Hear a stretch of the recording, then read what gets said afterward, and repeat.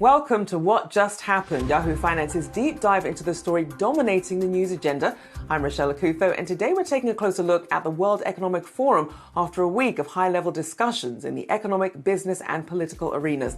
Yahoo Finance's Julie Hyman and Brian Sozzi rubbed shoulders with the best of them, and they broke down all the buzz on the Alps.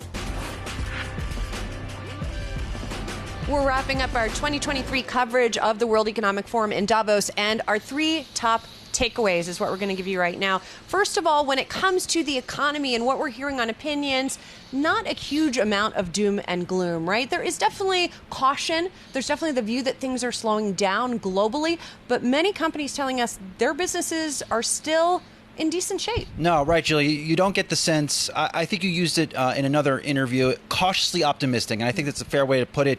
Companies are cautious on the outlook for this year and I would say earlier next year, but they're not seeing orders completely fall off a map. Right. And they're seeing it sort of patchy in terms of where demand is decreasing. All of that said, as we have pointed out before, the people in Davos are not always correct, right? Consensus is not always correct. So take all of this with something of a grain of salt. And what we could agree on, and this is my takeaway, this was the World Economic Forum where, Julie, I think artificial intelligence took center stage, but not just the artificial intelligence or AI of the years past. Next level. A lot of conversations I had were on the outlook and what ChatGPT might or may not mean to tech, but a lot of other industries, some see it as a job killer, some see it as a necessary evil to drive productivity inside their organizations. Yeah, among others, we talked to Dan Rosenzweig of Chegg about what AI is going to mean for education, and he was pretty positive on what that's going to mean. In fact, there was a lot of positivity and not so much the sort of